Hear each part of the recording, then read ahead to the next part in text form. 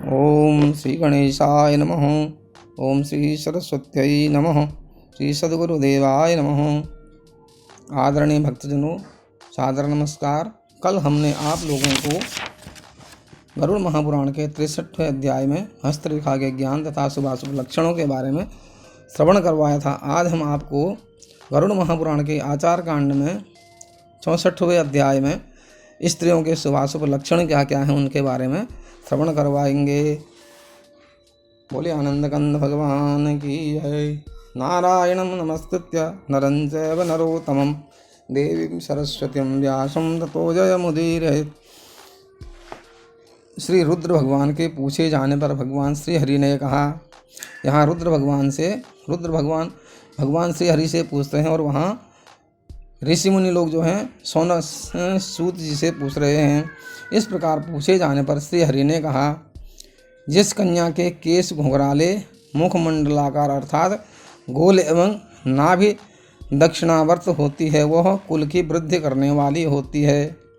जो स्वर्ण सदृश सोने के समान आभा वाली होती है, जिसके हाथ लाल कमल के समान सुंदर होते हैं, वह हजारों स्त्रियों में अद्वितीय होती है और पवित्र स्त्री होती है। जो कन्या वक्र केशों वाली, टेढ़े मेढ़े केशों वाली और गोल नेत्र वाली होती है, वह निश्चित ही दुख भोगने वाली होती है तथा उसका पति शीघ्र ही मृत्यु को प्राप्त करता है। पूर्ण चंद्र के सदृश मुखमंडल से सुशोभित, पूर्णिमा के चंद्रमा के समान मुखमंडल से सुशोभित जो और बाल सूर्य के समान लाल कांति वाली विशाल नेत्रों से युक्त, बिंबा फल की भांति होठों वाली कन्या चिरकाल तक सुख का उपभोग करती है। हस्ततल में, हाथों के हथेलियों में बहुत सी रेखाओं के होने पर स्पष्ट तथा अल्प रेखाओं के होने पर वह धनहीनता का दुख भोगती है। हाथ में रक्त वर्ण की रेखाओं के होने पर वह सुखी जीवन व्यतीत करने वाली होती है, किंतु कृष्ण वर्ण वाली काली वर्ण की जो रेखाओं से के होने पर, कृष्ण वर्ण की रेखाओं के होने पर वह दास्य वृत्ति वाली, दास्य वृत्ति होती है, मतलब दासी का काम जो करती है, दास्य वृत्ति वाली दूती का जीवन व्यतीत करती है। अच्छी स्त्री वह है जो पति के कार्यों में मंत्री के समान परामर्श करने वाली होती है, सहयोग में मित्र के समान बर्ताव करती है, स्नेह से व्यवहार में भार्या अथवा माता तथा शयन काल में वेश्या के समान सुख प्रदान करती है। जिस कन्या के हाथ में अंकुश, कुंडल और चक्र के चिन्ह विद्यमान रहते हैं, वह पुत्र से संपन्न होती है और राजा को पति के रूप में वर्ण करने वाली होती है। अर्थात उसका पति जो है राजा के समान होता है, राजा ही होता है। जिस स्त्री के दोनों पार्श्व और स्तन प्रदेश रोम समन्वित होते हैं तथा अधरोष्ट भाग ऊंचा उठा हुआ होता है, वह निश्चित ही शीघ्र पति का नाश करने वाली होती है। अधरोष्ट मतलब जो नीचे का होंठ ऊपर उठा हुआ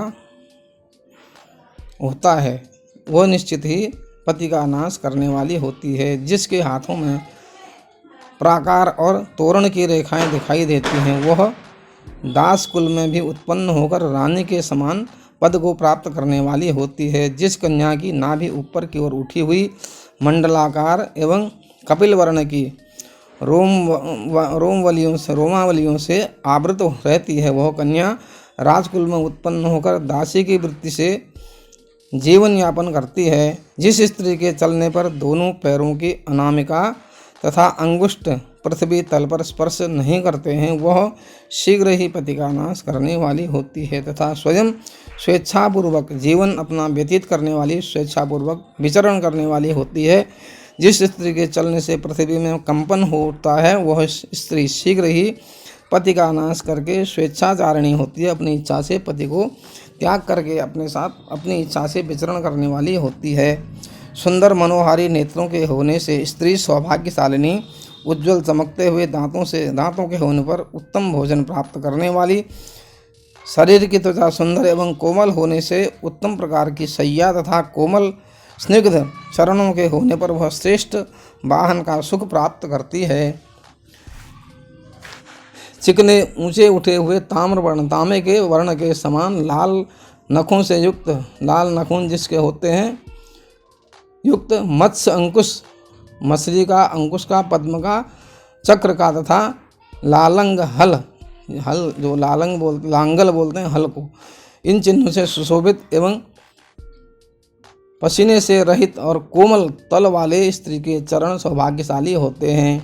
सुंदर रोम विहीन जंघा, जिनकी जंघाओं में रोम न हो, और गजसुंड के सदृश उरु, पीपल पत्र के समान विशाल उत्तम गुह्य भाग, दक्षिणावर्त गंभीर नाभि, रोम रहित त्रिवली और हृदय पर सुशोभित रोम रहित स्तन प्रदेश से उत्तम स्त्री के शुभ लक्षण हैं। ये उनके स्त्रियों के शुभ लक्षण हैं। बोले आनंद कंद भगवान की जय। इस प्रकार से स्त्रियों के शुभाशुभ लक्षण का यह 64वां अध्याय यहाँ पर विश्राम लेता है। बोले आनंद कंद भगवान की जय। कल हम आपको 65वें अध्याय में गरुड़ महापुराण के आचार कांड में 65वें अध्याय में स्त्री एवं पुरुषों के शुभाशुभ लक्षण किस प्रकार से हैं उसके बारे में श्रवण करवाएंगे। बोले आनंद कंद भगवान की जय। तब तक हरिनाम कीर्तन करेंगे। श्रीमन्नारायण नारायण नारायण भजमन नारायण नारायण नारायण लक्ष्मी नारायण नारायण नारायण श्रीमन्नारायण नारायण नारायण। बोले आनंद कंद भगवान की जय। बोले शंकर भगवान की जय। बोले गरुड़ जी महाराज की जय।